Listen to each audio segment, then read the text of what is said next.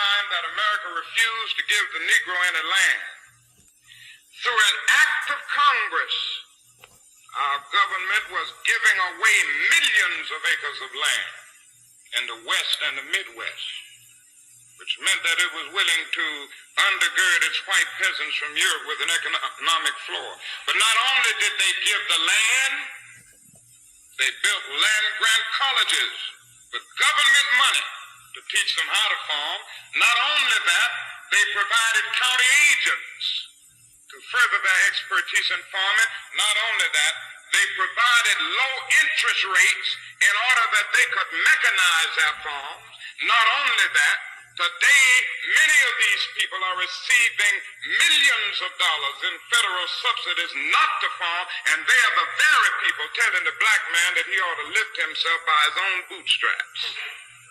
And this is what we are faced with, and this is the reality. Now, when we come to Washington, in this campaign, we are coming to get our check.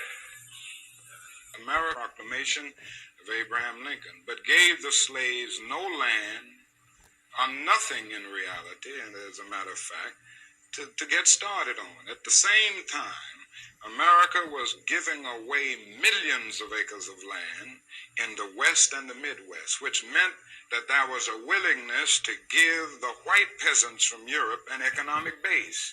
And yet it refused to give its black peasants from Africa, who came here involuntarily in chains and had worked free for 244 years, any kind of economic base. And so emancipation for the Negro was really freedom to hunger. It was freedom to the winds and rains of heaven. It was freedom without food to eat or land to cultivate, and therefore it was freedom and famine at the same time.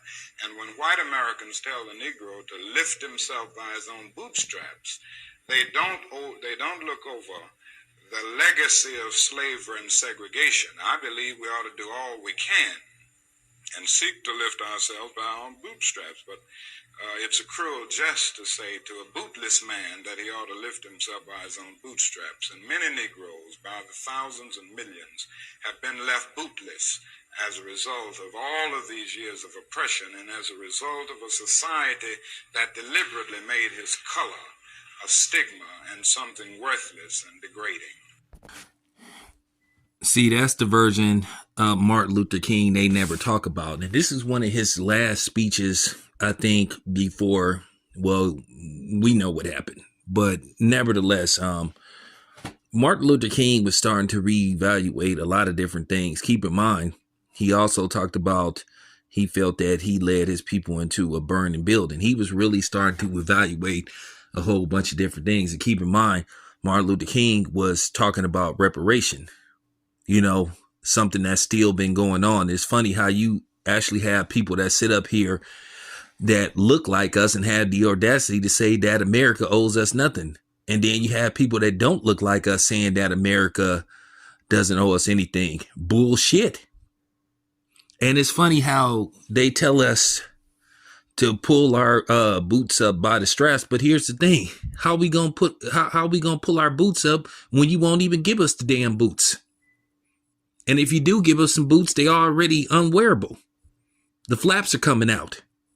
So I just find that amazing. And, you know, and it's just funny. You know, you have people playing these games and stuff, and they talked about they need to do research. They need to evaluate. Well, here's the thing. Everybody else that got reparations, the Native Americans have got some form of reparation. And just to hear people say that they shouldn't be made to feel guilty for something that happened centuries ago.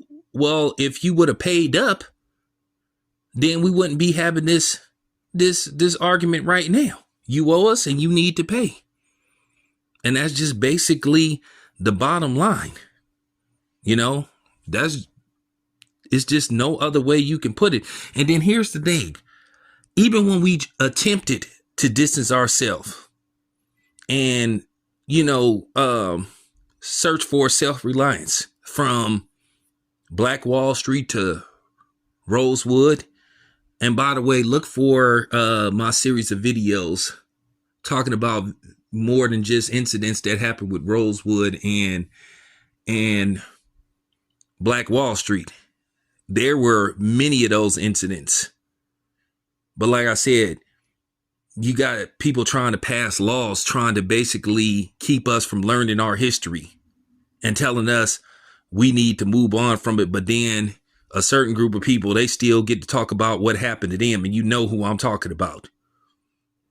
So with that being said, over the past 50 years, people have misconstrued what Martin Luther King's message was, and is in particularly towards the end.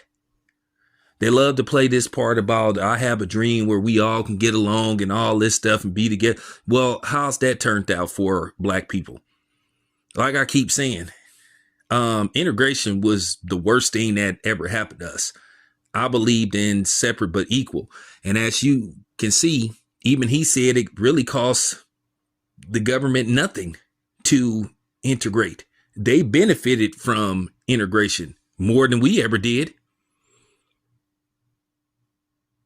It opened up the door for them to get, if not most of our money, all of our damn money. And it hindered us from our independence, which has had a trickle effect on us to this day. But nevertheless, man, I just wanted to put that out there. But, a lot of people been, in particular, who, been misrepresenting what Martin Luther King's message was by just playing certain audio of the I have a dream and all that kind of stuff. But you never hear them talking about what he said in regards to reparation. But nevertheless, I just wanted you guys to hear this. Anyway, appreciate you guys. You know what I'm saying? It's your boy Town Biz. I'm out.